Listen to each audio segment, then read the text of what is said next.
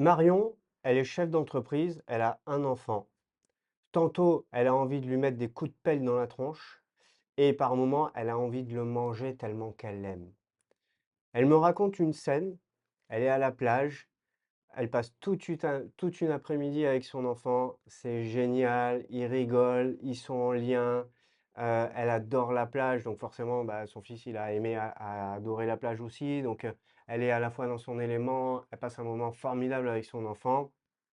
Et puis elle me raconte le moment où voilà, tout bascule une fois qu'elle est rentrée à la maison et qu'il faut mettre son fiston à la douche. Et là viennent tout un tas de culpabilités. Je suis une mauvaise mère. Elle se voit faire certaines choses qu'elle voudrait pas. Elle se voit ne pas faire celles qu'elle devrait faire. Et elle culpabilise et elle se flagelle et elle se dit je saurais pas faire. Quand on est chef d'entreprise comme elle, on a une certaine pression parce que si on fait pas de chiffre d'affaires, on mange pas. Si on fait pas de chiffre d'affaires, on paie pas les salaires et donc heu, on passe un certain temps de la semaine, voire un peu plus que la semaine, sous pression avec une araignée qui passe son temps à nous grignoter le cerveau. Elle s'arrête jamais de courir, elle est tout le temps en train de tisser sa toile et on a l'impression des fois que nos neurones, ils sont un peu pris dans cette toile-là et du coup, quand elle rentre à la maison, bah, faut gérer les autres systèmes humains, hein. Elle gère son entreprise et ses salariés, ses collaborateurs, comme elle peut. On verra pourquoi je dis comme elle peut, plus tard. Et quand elle rentre à la maison, elle est dans un autre système humain, sa relation avec son conjoint, sa relation avec son enfant. Et donc il faut les gérer ces systèmes. Et ben, une fois de plus, il y a pas d'école pour être parent. Mais par rapport à ce qu'elle vit, ce que je lui ai expliqué, à cette cliente, c'est 2 concepts, heu, qui l'ont aidée à réaliser des choses et qui devraient vous également vous aider. Premier concept, c'est la différence entre le principe de réalité et le principe de plaisir. Alors, je ressors des termes comme ça parce qu'il n'y a pas besoin, de réinventer la roue. Alors, c'est quoi le principe de plaisir? Qu'est-ce qu'on trouve dans le principe de plaisir? On va y trouver les désirs. L'enfant, peu importe son âge, ne connaît au départ, dès le départ, que ses désirs. D'abord le désir de succion, après le désir de découvrir le monde, bon, mais il ne connaît que ses désirs et il découvre le monde en jouant l'enfant, hein, pas autrement. Et le deuxième principe, c'est le principe de réalité dans lequel on va trouver les besoins. Et c'est là où il faut faire la distinction entre des besoins et des désirs. Les besoins, là encore, on ne va pas réinventer la roue, c'est la pyramide de Maslow. Donc vous avez les besoins physiologiques, ensuite au-dessus les besoins de sécurité, ensuite besoin d'appartenance, besoin de réalisation et besoins spirituels. Bon, les besoins spirituels, c'est bon un peu plus tard, pour un enfant en tout cas, mais vous voyez bien qu'on est dans les besoins. Un enfant, au départ, il ne sait pas qu'il faut manger équilibré, il ne sait pas que la diversification, quand il commence à manger solide, c'est important. L'enfant, au départ, il ne sait pas qu'il faut aller à la selle pour être propre. L'enfant, au départ, il ne sait pas qu'il doit se laver les dents pour avoir une dentition en bonne santé et ainsi de suite. Il ne sait pas qu'il faut se laver pour pas avoir de problèmes de peau, de problèmes d'hygiène.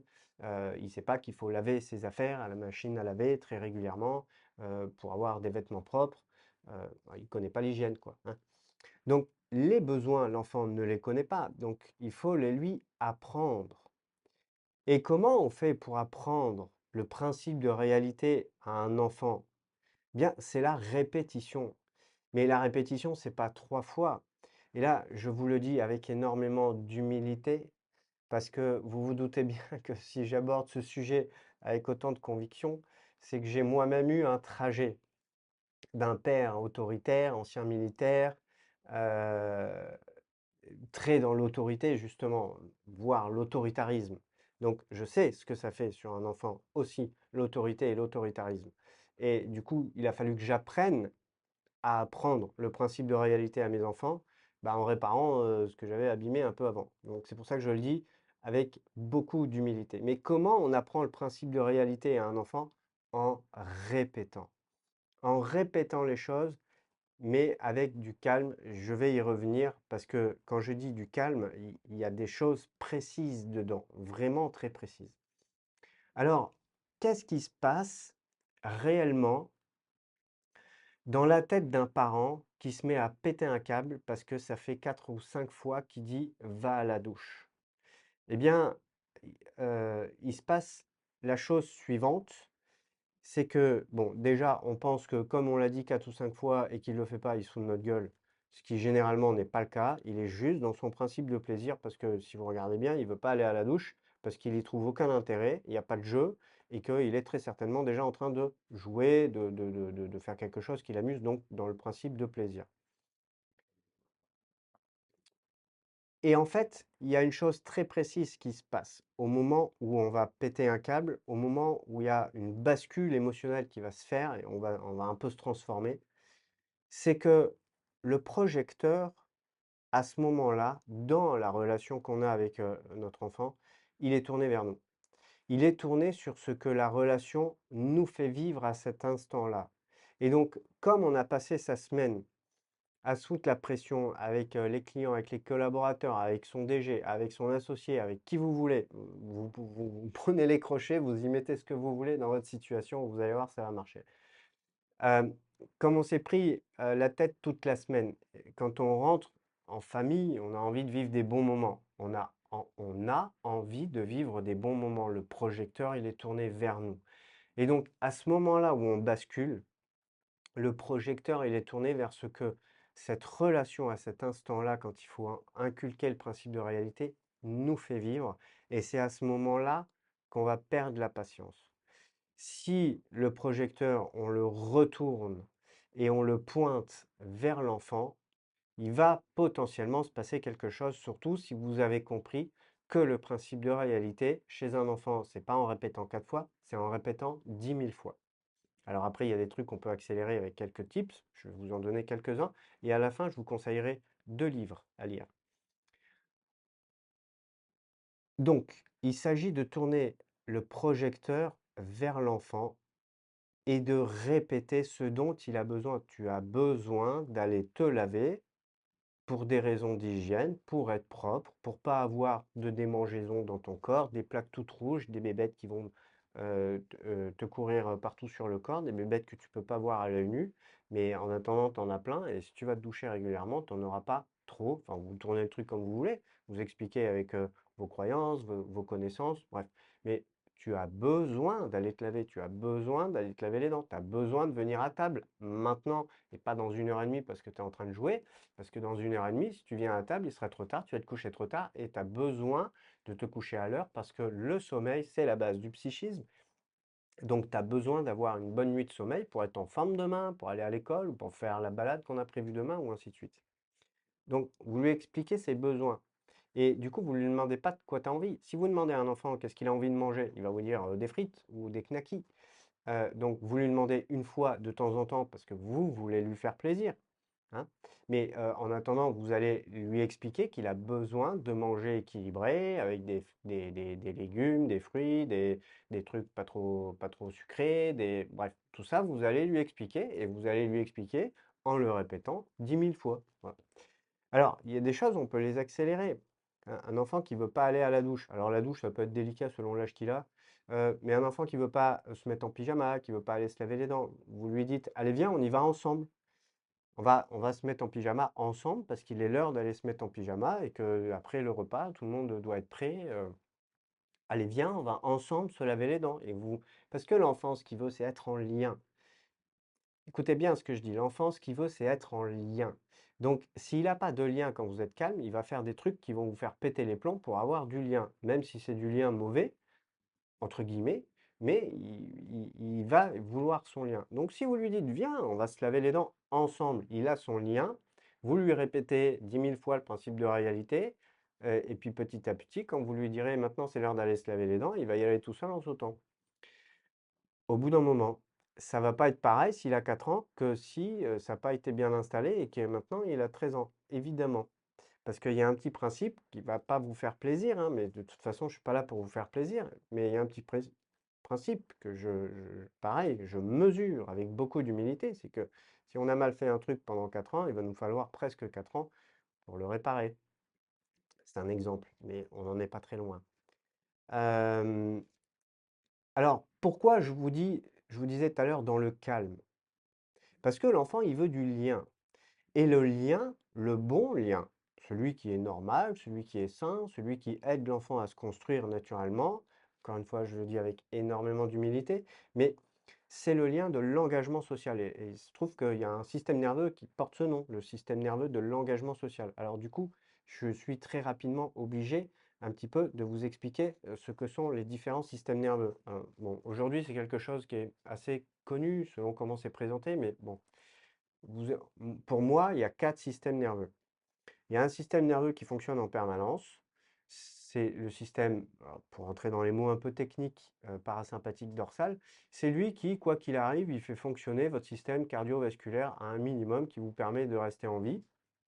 Et puis par-dessus, vous avez un système qui va être celui de la fuite. C'est celui qu'on va utiliser quand on se sent un peu en danger. Alors les dangers, ça peut être l'ours dans la forêt, ça peut être le voleur que vous voyez arriver avec son couteau, puis ça peut être tout simplement un patron qui vous met un peu en danger parce que il représente une figure, parce qu'il vous a déjà dit des trucs pas cool. Bon, un patron, un collaborateur qui vous fout les nerfs à vif, et puis vous n'avez pas envie de vous confronter, hop, vous évitez. Donc ça, c'est le système, ce que j'appelle orthosympathique, enfin c'est pas moi qui l'appelle comme ça, orthosympathique mais fuyant. Juste au-dessus, vous avez l'orthosympathique agressif, donc c'est celui dans lequel on va basculer. Si quand il y a cette bascule, donc je parlais tout à l'heure, si on se dit j'ai dit 4 fois le truc, ils m'écoutent pas, ils sont de ma gueule, hop, on passe dans l'agressif. Et le système nerveux du dessus, qui éteint tous les autres, en gros, ou qui prend le dessus sur tous les autres, c'est le système de l'engagement social ou le parasympathique ventral. Ce système d'engagement social, c'est celui qui est actif quand vous êtes bien, quand vous êtes au calme, quand vous êtes avec des amis, quand vous rigolez, quand vous faites des petits bisous avec votre conjoint ou des papouilles avec votre enfant. Voilà. Mais c'est ce lien et c'est ce système nerveux dont il a besoin, votre enfant. Pourquoi je dis ça? Parce qu'on a aussi une fonction qu'on appelle la neuroception. C'est comme un radar à danger qui passe son temps à scanner l'environnement, mais qui communique avec les autres système neuroceptif des autres humains qui sont autour. C'est pour ça que la panique, c'est extrêmement contagieux. Il suffit qu'il y en ait un qui panique, qui va faire paniquer les 5 qui sont autour, presque avant même que les autres savent exactement ce qui se passe. Et puis du coup, la panique, elle remplit le stade de foot. Donc, parce que nos systèmes neuroceptifs se parlent les uns aux autres. C'est comme le Wi-Fi, hein. Vous ne les voyez pas, les ondes entre la box et puis votre téléphone. Bon, pour autant, vous avez bien l'information qui arrive dans votre téléphone. Donc, c'est comme un Wi-Fi entre humains, hein, ce système neuroceptif. Donc, si vous êtes dans votre calme quand vous répétez les choses sur le principe de réalité, votre enfant, il va comprendre que le principe de réalité, c'est quelque chose de normal, c'est quelque chose de pas dangereux. Mais si vous êtes dans votre système orthosympathique, que ce soit de la fuite parce que vous avez dit 4 fois le truc, vous êtes en colère, vous claquez la porte et vous vous en allez, ou que vous êtes dans l'agressif parce que là, vous commencez à avoir envie de le secouer, de lui mettre des coups de pelle, ou de l'enterrer au fond du jardin, pour être un peu trivial, bah, vous êtes en train de lui dire que le principe de réalité, il est dangereux en même temps. Vous voyez les contradictions que ça va mettre à l'intérieur de lui? Donc, c'est pour ça qu'il faut le faire le plus possible depuis un espace de calme, parce que c'est cette façon-là qu'on va c'est de cette façon-là qu'on va le plus facilement lui inculquer les choses. J'ai le souvenir d'un ami, à l'époque où j'étais pas du tout calme, qui était lui d'un calme olympique. Et j'étais en train de boire un café avec lui dans la caserne. C'était un sapeur-pompier de Paris, dans la caserne où il habitait. Et puis, bah, comme ils habitent dans la caserne, on buvait un café, c'était 17 h, un peu fin de journée. Il y avait son fiston qui était avec lui, et puis on discutait avec un petit café. Et puis son fiston, il dit, ah, je mangerais bien, c'est 17 h, je mangerais bien une petite barre de chocolat dans le distributeur. Alors son père, bah, voilà, c'était pas souvent, il lui prend une petite barre de chocolat, et puis il mange sa barre de chocolat, et puis, à votre avis, il se passe quoi derrière? Bah, l'enfant, il en veut un deuxième. Et là, il lui dit, bah non, t'en as eu un, c'est bon, c'est assez. Et là, l'enfant, il revient à la charge, deuxième, troisième.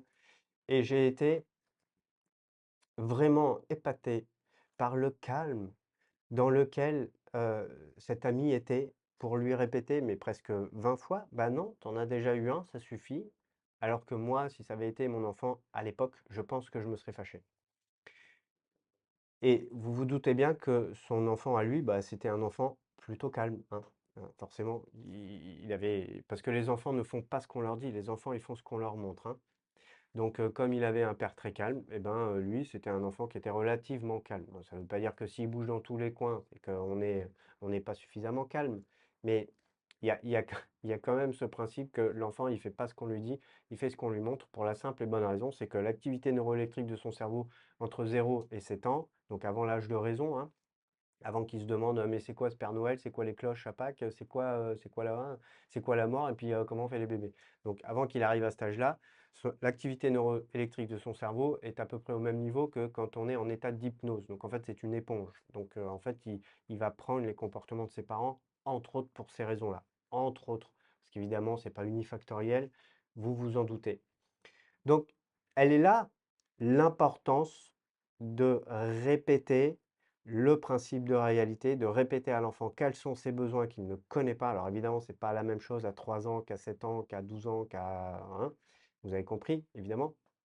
Mais euh, vous avez compris maintenant l'importance de répéter les choses parce que c'est la répétition qui est mère de tous les apprentissages. La répétition est mère de tous les apprentissages. Un enfant qui doit apprendre le principe de réalité et donc ses besoins, eh ben, il a besoin de répétition. Je veux dire, si vous apprenez une poésie, vous n'allez pas la connaître par cœur en la lisant une fois. Vous l'avez vécu à l'école et vous l'avez vécu avec vos enfants. Donc, c'est la même chose pour enseigner le principe de réalité. Donc, vous comprenez bien que quand l'enfant, il se retrouve dans une posture un peu d'opposition, déjà, est-ce que nous-mêmes, on se met vite en colère ou pas? Bon, et que si on arrête d'évaluer l'interaction, voire la transaction relationnelle, si on arrête d'évaluer l'interaction pour ce qu'elle nous fait vivre à nous parents, et qu'on tourne le projecteur vers les enfants, en comprenant que là, il faut lui expliquer son besoin, que le meilleur moyen, j'espère vous en avoir fait une bonne démonstration, de lui enseigner ce principe de réalité, c'est de le faire depuis le système nerveux de l'engagement social, c'est-à-dire je comprends qu'il a besoin qu'on lui répète les choses bien plus que 3 fois, et c'est pas parce qu'il écoute pas tout de suite qu'il se fout de ma gueule. Donc j'ai aucune raison de passer dans le mode agressif parce que je ne me sens pas respecté, mais je braque le projecteur sur l'enfant, je comprends qu'il a besoin de répétition et que ça va aller encore plus vite si moi-même je suis calme pour lui enseigner ça. Eh bien, avec ces 2 connaissances-là, vous changez possiblement d'état d'esprit. Alors, si vous n'y arrivez pas, c'est dans ma conclusion, vous inquiétez pas, enfin, vous inquiétez pas. Si vous n'y arrivez pas, je vous expliquerai pourquoi après.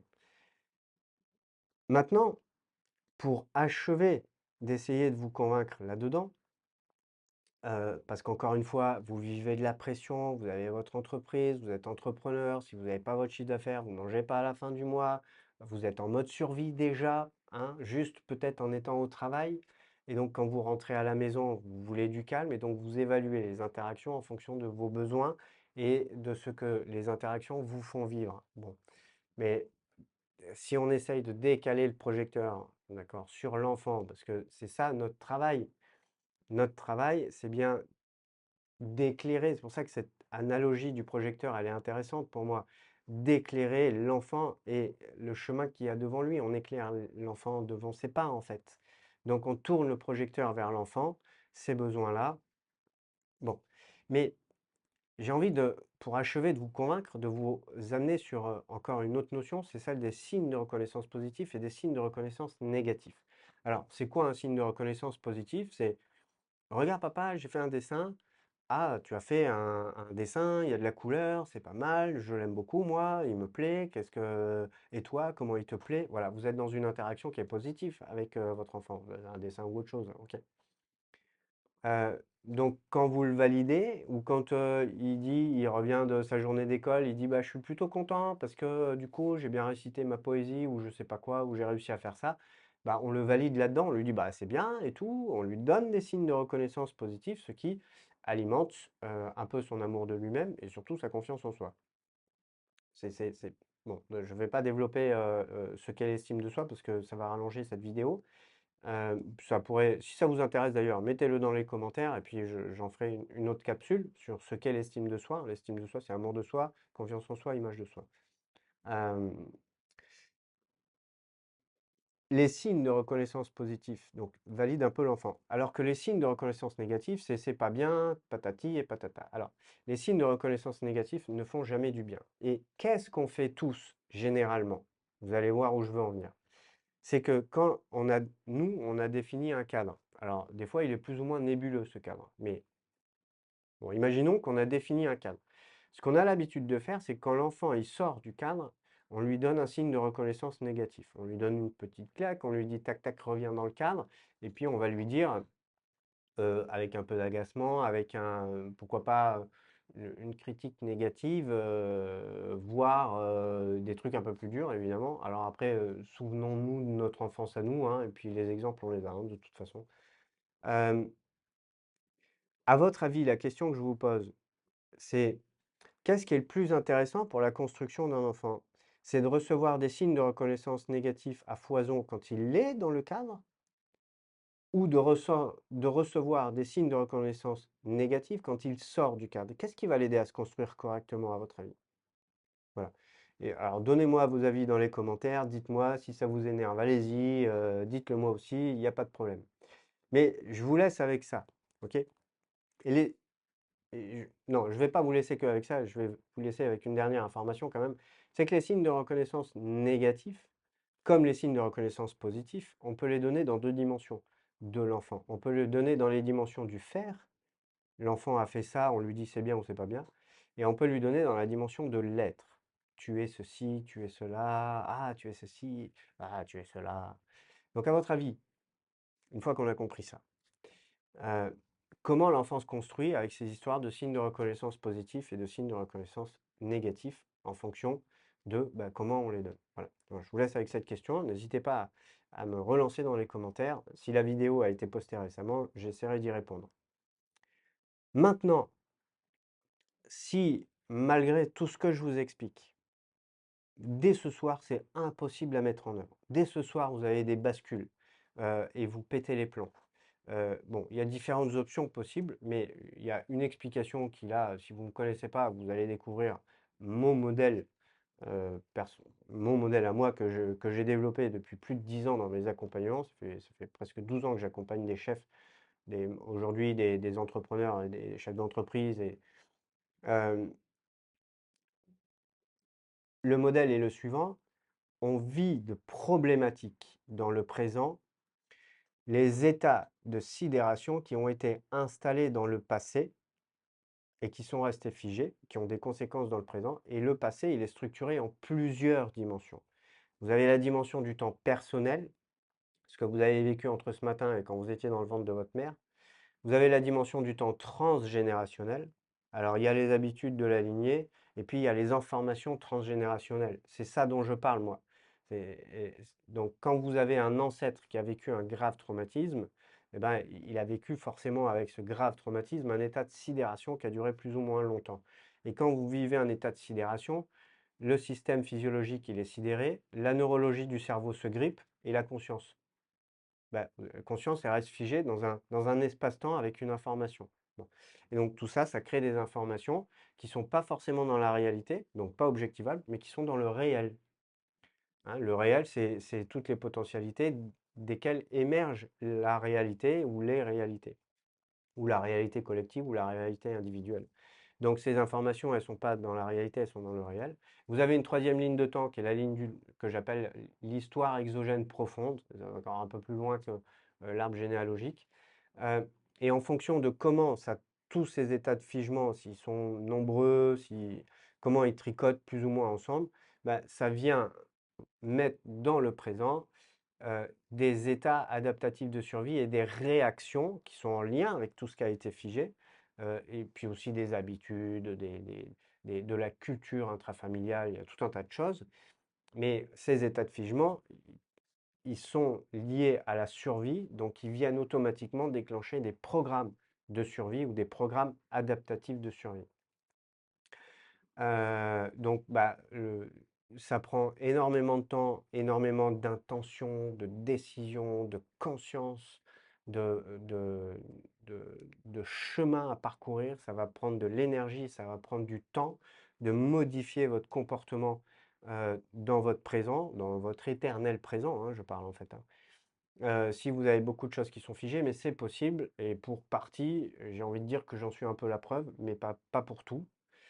Parce qu'il y a aussi des choses qu'on peut aller défiger. C'est tout mon modèle et tous les protocoles que j'ai développés pour aller justement défiger comme des opérations chirurgicales les états de sidération qui sont figés, voilà, les plus graves et qui viennent créer les plus gros comportements adaptatifs de survie qui peuvent devenir je suis incapable de recadrer un collaborateur, je suis incapable de prendre la décision de licencier telle personne, je suis incapable d'envoyer chier tel client qui nous pourrit la vie, je suis, voilà, ce genre de choses, je suis incapable de dire non.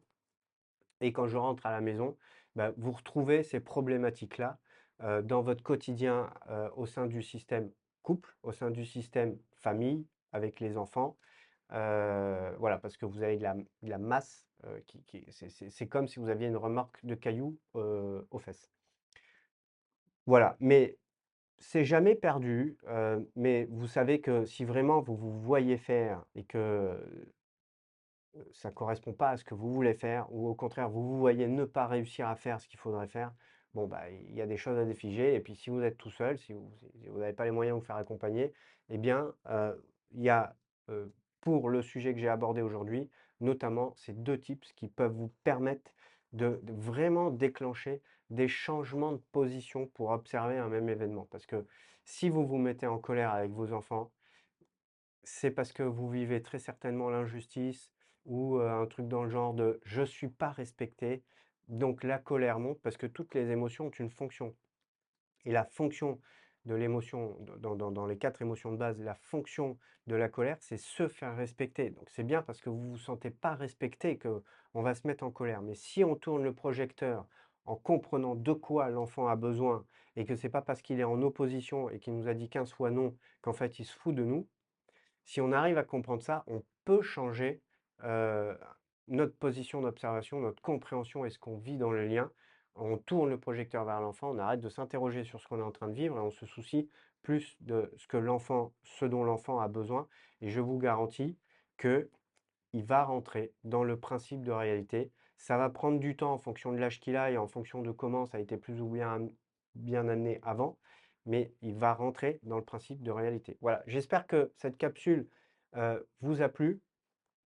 N'hésitez pas à liker, à vous abonner, à mettre en commentaire. N'hésitez pas à me rejoindre, notamment sur LinkedIn. Et je vous dis à la prochaine vidéo. Je vous embrasse, à bientôt.